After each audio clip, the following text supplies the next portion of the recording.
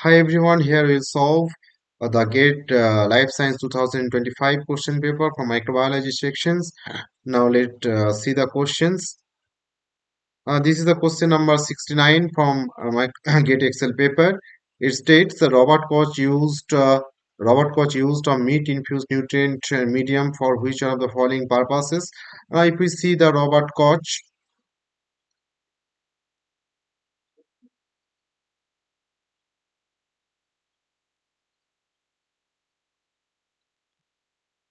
he is known as the father of medical microbiology.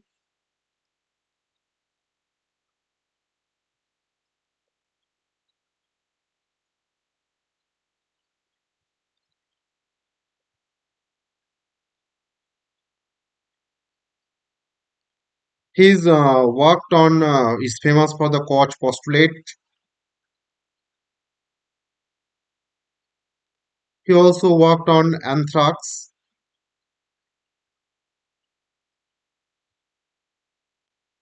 cholera,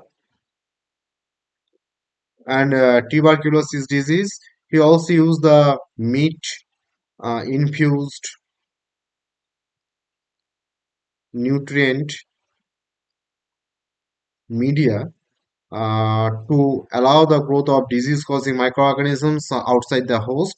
Now, if we see the option one by one, here first option it states that to grow the disease-causing microorganisms, yes, it is the correct options because Robert Koch uses the meat-infused agar or meat-infused nutrient media to culture or grow of the disease-causing microorganisms outside the host. So it is absolutely correct statement for this question. Let's see the other options. To demonstrate the presence of microorganisms in air, no. This was discovered earlier by Louis Pasteur by the use of swan neck flask. Number C, to test the efficiency of sterilization approach, this is also wrong because sterilization techniques comes later. And to demonstrate the antimicrobial activity of the soil acid, no, it is also not associated uh, with the Robert Koch contribution. So correct answer for this question 69, it is option A.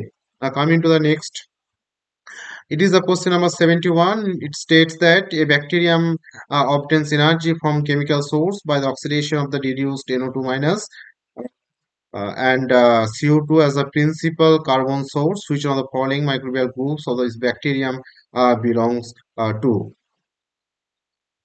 Now, if we see what it states, the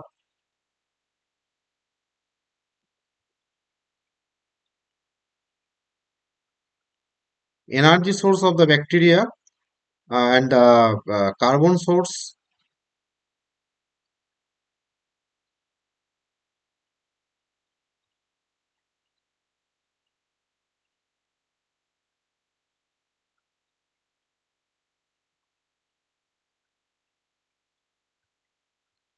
Here it states the energy source is the inorganic chemicals.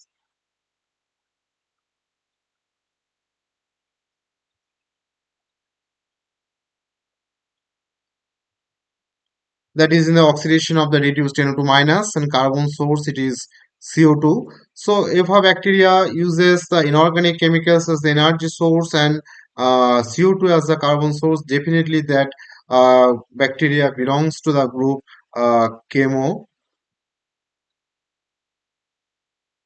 autotroph. So chemo it comes from inorganic chemicals and CO2 as the uses the CO2 as the carbon source. So that's why it is autotroph. So this group bacterium belongs to definitely the option C, that is chemo autotroph. And if we see the example of some chemo autotrophs, that is the sulfur producing thiobacillus, or if we see also the nitrogen fixing nitrosomonas.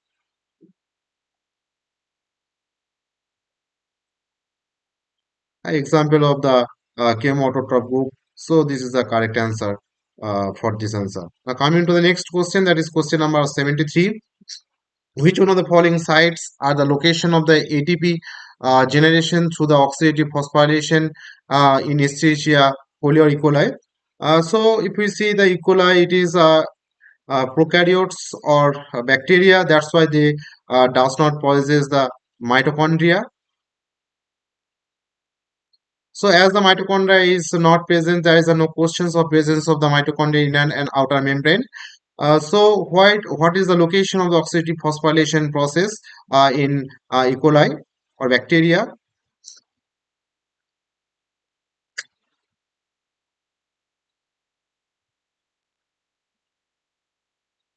So oxidative phosphorylation takes place number one inner membrane or plasma membrane, where the it is electron transport chain and the ATP synthase.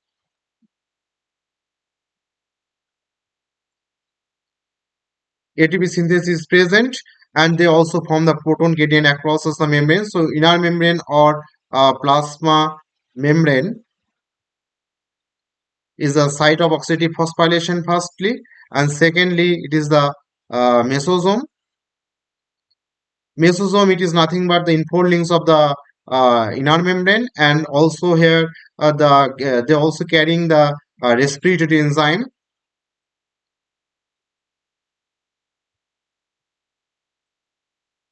Respiratory enzymes. So they also involved in the respirations and the ATP synthesis. So if we see the options, what it states, the inner membrane, yes, definitely it is the site of oxidative phosphorylation in E. coli. Outer membrane never. Outer membrane never participates in the oxidative phosphorylation process because they does not possess any electron transport chain and the ATP synthase. Others they possess the purines or the lipopolysaccharides. Both outer and inner membrane, no, it is also wrong because outer membrane never participates in oxidative phosphorylation and protein gradient formations. And definitely mesosome, it also acts a site of oxidative phosphorylation. So correct answer for this question, it is option A and option D.